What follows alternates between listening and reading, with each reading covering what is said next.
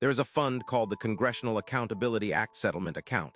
No senator ever cast a vote naming it that, and it has been quietly paying out taxpayer money to cover misconduct claims against sitting members of Congress since 1997. It is real.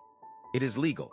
And until reporters forced it into the open in 2017, almost no one outside the Capitol knew it existed. Here is what it actually is in plain terms.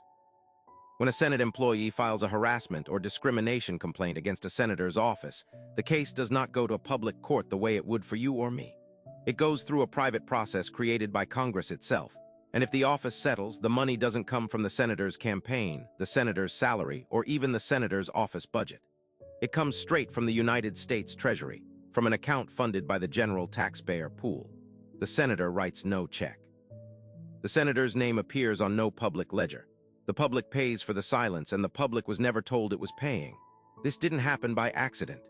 In 1995, Congress passed the Congressional Accountability Act, a law that applied basic workplace protections, like the Civil Rights Act and the Fair Labor Standards Act, to its own employees for the first time.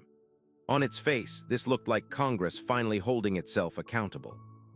But buried inside the mechanism they built to enforce it was a body called the Office of Compliance, and buried inside that office's authority was a settlement process with strict confidentiality built in by design.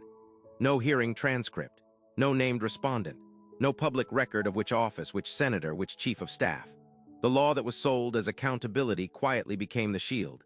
And here's who actually controls it now, not the voters, not the press. The Office of Compliance, later renamed the Office of Congressional Workplace Rights, manages the claims, and the Treasury simply cuts the check when a settlement is reached. No senator has to disclose it to their state. No committee has to approve the amount in public. The employee who filed the complaint typically signs a non-disclosure agreement as part of the deal.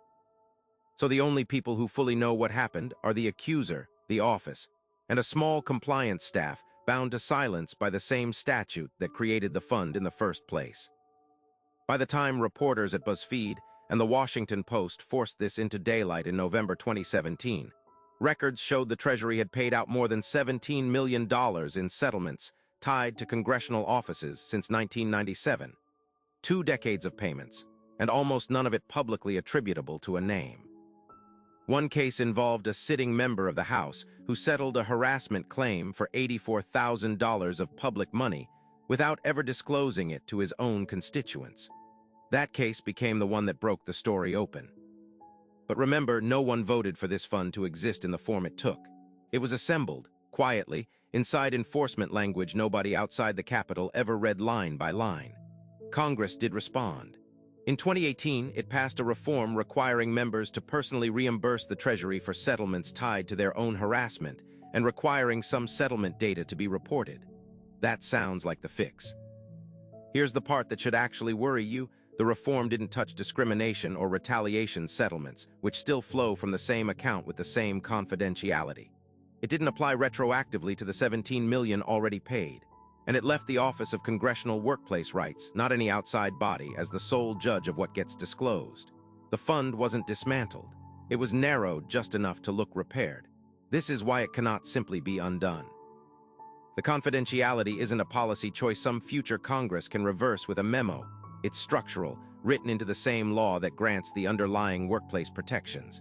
To fully expose old settlements, Congress would have to reopen a statute it wrote to govern itself, using the votes of the very people who benefit from its silence. The fund was never separate from the protections it was piggybacked onto.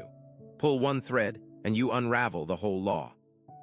And that is the pattern underneath every institution you assume is transparent. If Congress can quietly wall off financial accountability inside a bill sold as reform, what else has been built the same way, in agencies you've never heard of, using language you were never meant to read closely? What we still don't know is how many settlements never made it into any tally at all.